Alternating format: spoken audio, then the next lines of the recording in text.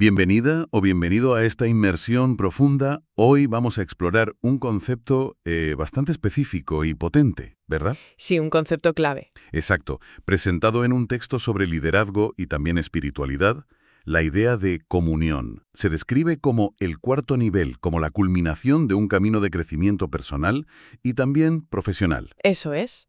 La fuente que tenemos es un extracto. Se titula Meditatio Cuarto Nivel Comunión. Y, bueno, hay que decir que se enmarca claramente en una perspectiva cristiana del liderazgo.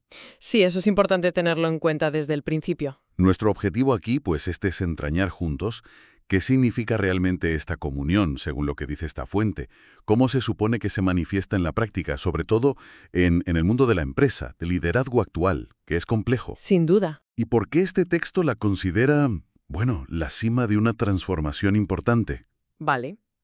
El documento, la verdad, arranca fuerte. Lo hace con una cita muy conocida del Evangelio de Juan. La de la vid y los sarmientos, ¿verdad? Esa misma. Juan 15:5. Yo soy la vid, ustedes los sarmientos. El que permanece en mí y yo en él, ese da mucho fruto, porque separados de mí no pueden hacer nada. Claro, esa imagen inicial ya te da una pista fundamental sobre la conexión, ¿no? Totalmente.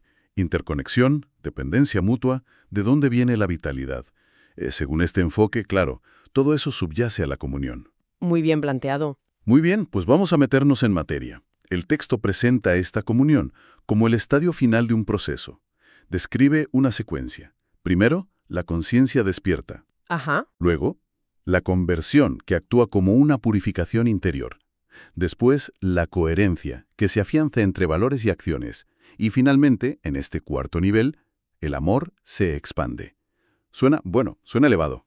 Sí, suena abstracto quizá al principio. ¿Qué significa concretamente esa expansión del amor aquí? Pues lo que resulta especialmente interesante, fíjate, es cómo describe el cambio radical de perspectiva que ocurre aquí. A ver. La comunión, tal como la expone esta fuente, implica que el líder, con esta orientación cristiana, claro, deja de verse a sí mismo y su misión de forma aislada. ¿Ya? Empieza a entender que su propia vida, y también su empresa, su proyecto profesional, no son entes autónomos, forman parte de una realidad más grande. Algo mayor. Sí, lo que el texto llama específicamente el cuerpo de Cristo. Es un marco conceptual muy definido, muy teológico. Entiendo. Sitúa la identidad individual y la empresarial dentro de ese marco teológico concreto. Y desde esa perspectiva, claro, la empresa cambia de rol. Si ya no es un fin en sí misma, ¿en qué se convierte? ¿Cuál es su propósito? Pues se transforma en un vehículo, digamos, un medio para un fin superior. ¿Y cuál es ese fin? Generar comunión. Y el texto nos invita a entender comunión en un sentido muy amplio, ¿eh? No se refiere solo a la buena relación dentro del equipo, que también, Claro. sino a la conexión entre personas diversas, entre distintas comunidades, incluso entre generaciones, pasadas, presentes, futuras, y añade una dimensión muy actual, la comunión con la creación. Con el entorno, con la naturaleza. Exacto. En esencia, vivir la comunión para esta fuente es orientar toda la actividad hacia el servicio. Y la motivación es el amor. Aquí es donde la propuesta del texto puede chocar, ¿no? Chocar frontalmente con las métricas habituales del éxito empresarial. Totalmente. Afirma sin rodeos que el fruto más valioso del liderazgo no es la cuota de mercado, la rentabilidad trimestral, la expansión, sino la unidad. La unidad. Esa cohesión profunda que emerge, dice, cuando el bien común se antepone siempre al interés particular o egoísta. Esto sí que es una inversión de prioridades respecto a la mentalidad dominante, ¿no? Efectivamente, el contraste es marcado. Yo diría que está provocador. Presenta un modelo de líder, un arquetipo, con rasgos muy distintivos. Por ejemplo, Según esta fuente, el líder que ha llegado a este nivel de comunión, pues comparte recursos, conocimiento, poder, en lugar de acapararlos.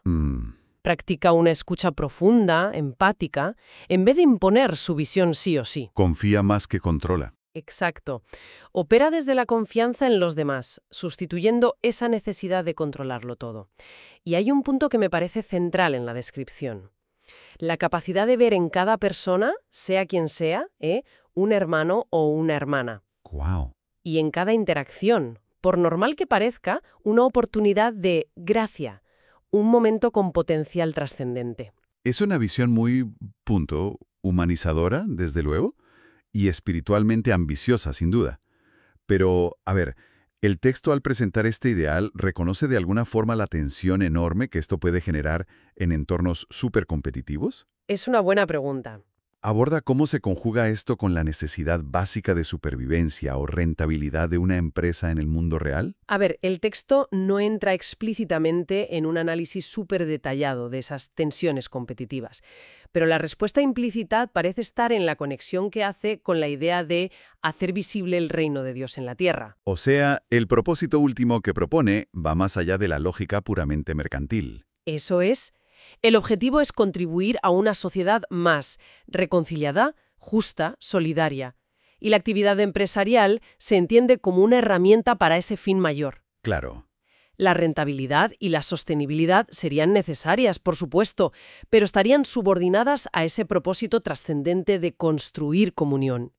La tensión existe, claro que sí, pero la prioridad, según esta visión, está clara. Comprendido. Es un reenfoque radical del propósito. Y toda esta capacidad para actuar de forma tan contracultural, ¿no? Compartir, escuchar, confiar, ver al otro así.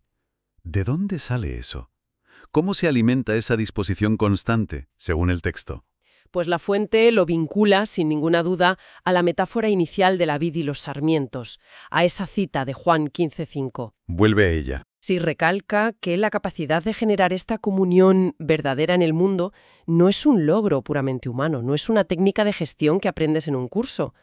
No es un método. No, emana, insiste el texto, de la permanencia en unión con Cristo. Esa conexión espiritual se presenta no como un añadido o una inspiración puntual.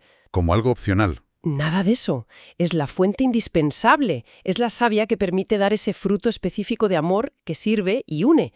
Sin esa raíz, argumenta la fuente, el esfuerzo por la comunión sería, pues, superficial o no se sostendría en el tiempo.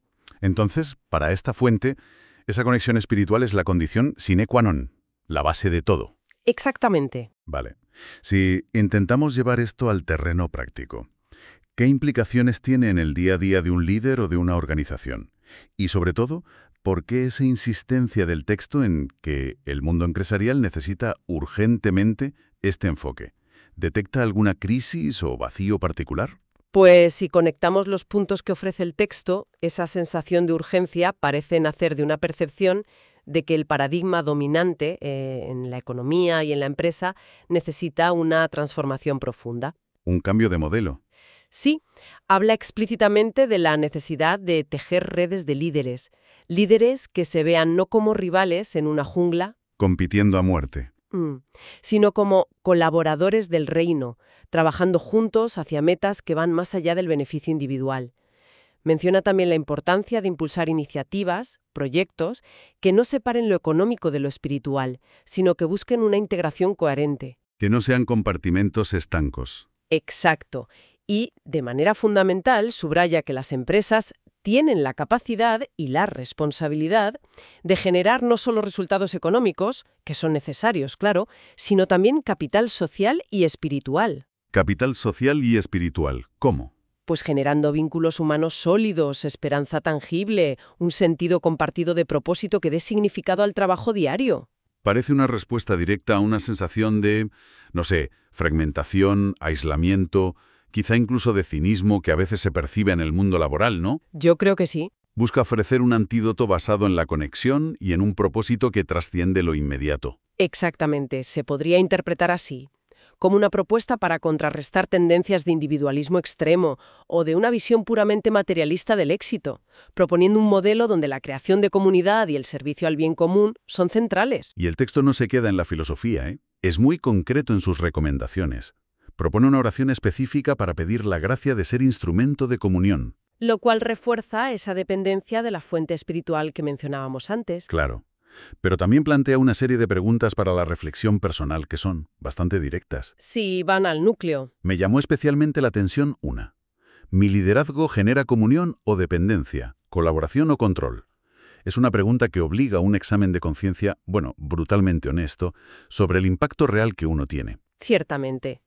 Esa pregunta y otras que incluye como ¿qué espacio real ocupa el amor entendido como servicio y búsqueda del bien del otro en mis decisiones empresariales y personales? Uf. ¿O estoy genuinamente dispuesto a poner mis talentos al servicio de los demás sin esperar necesariamente reconocimiento o recompensa? Son preguntas que invitan a una introspección que va mucho más allá de la superficie, ¿no? Desde luego. No se trata de adherirse a una ideología sin más, sino de examinar las propias motivaciones y acciones a la luz de este principio de comunión. Y para reforzar esta idea central, también incluye otra cita para la contemplación, de Juan 17:21. Padre, que todos sean uno. Que resume la aspiración de este nivel. Exacto. Encapsula perfectamente la aspiración última, la unidad profunda. Y para que no quede todo en el plano de la reflexión individual, que a veces se puede quedar ahí, Sí, en el aire. el texto da un paso más y sugiere acciones muy concretas, como caminos para cultivar activamente esta comunión. Menciona, por ejemplo, unirse a proyectos de impacto social, y da un nombre específico: Civic. Sí, menciona a Civic, que por el contexto podemos entender que es una iniciativa o una red que busca seguramente conectar empresas o líderes con un enfoque en la responsabilidad social o el bien común, aunque el texto no da muchos más detalles, la verdad. Exacto. Lo nombra como ejemplo. También sugiere fomentar activamente la fraternidad dentro de la propia empresa, crear espacios y momentos para el diálogo auténtico, quizá para la oración conjunta si se comparte esa fe. O actividades de servicio comunitario juntos. Eso. Habla de participar en programas de mentoría específicos, como las llamadas mentorías del reino. Ujú. Que podemos inferir que son programas diseñados para acompañar a líderes en ese proceso, ¿no? De integrar estos principios de fe y servicio en su gestión diaria. De nuevo, lo nombra como un recurso práctico. ¿Correcto? Y añade promover alianzas estratégicas entre empresas que compartan este propósito trascendente, o incluso participar en retiros de liderazgo que estén específicamente enfocados en cultivar esta dimensión espiritual y relacional. Son como un kit de herramientas, ¿no? Sí, un conjunto de herramientas o prácticas sugeridas para pasar del concepto a la realidad vivida. Precisamente, se presentan como vías tangibles para llevar esta idea de comunión que podría quedarse en algo abstracto a la acción concreta y sobre todo sostenida. Que no sea flor de un día. Claro, son formas de nutrir tanto la coherencia interna, personal y de la organización, como la colaboración externa, tejiendo redes con otros que resuenan con esta visión. Se trata de construir puentes activamente, de fortalecer lazos a múltiples niveles, no solo esperar que sucedan. Entonces, si intentamos destilar la esencia de lo que hemos explorado basándonos en este extracto, la comunión se nos presenta como un estado avanzado, ¿no? La culminación de un camino de maduración espiritual que tiene implicaciones directas en cómo se lidera. Eso es. Implica una transformación radical de la perspectiva, un desplazamiento del yo individualista hacia un nosotros colectivo, entendiendo la propia actividad, incluida la empresarial, no como un fin egocéntrico, Para mí, para mi beneficio. sino como un servicio orientado a tejer unidad, conexión y bien común. Y todo esto, insiste la fuente, arraigado de manera indispensable en esa relación personal y vital con Cristo. Y yo añadiría un matiz final que el texto recalca con fuerza y que me parece crucial. Dime. Esta comunión no se plantea como una simple aspiración idealista o una teoría bonita que queda bien en el papel. No es solo un deseo. No. Se describe como el fruto maduro de la fe encarnada. Es decir, la evidencia concreta de una fe que se ha hecho vida, acción, realidad tangible, Que se ve. que se ve. Se presenta como el signo visible de una vida transformada por el Evangelio. Va más allá de las intenciones. Sugiere que una organización, una empresa, vivida bajo este espíritu de comunión, se convierte en algo cualitativamente diferente. No es solo un lugar de trabajo. Exacto. No es un mero lugar de trabajo o una máquina de generar beneficios. Se transforma, dice el texto, en una comunidad de vida y misión. Una comunidad de vida y misión. Eso implica ofrecer a sus miembros un propósito que va mucho más allá de lo puramente económico o contractual, ¿no? Totalmente. Redefine el éxito empresarial en términos radicalmente distintos: el amor compartido, la solidez de los vínculos humanos que se crean, la contribución real al bien común. Exacto. El éxito se mide por la calidad de las relaciones y el impacto positivo en el entorno, no solo por los indicadores financieros. Es una redefinición profunda de lo que significa prosperar en el contexto empresarial, según esta visión particular, claro. Sin duda, una perspectiva que redefine parámetros fundamentales. Y esto nos deja con una reflexión ahí flotando, ¿verdad? Algo para seguir dándole vueltas.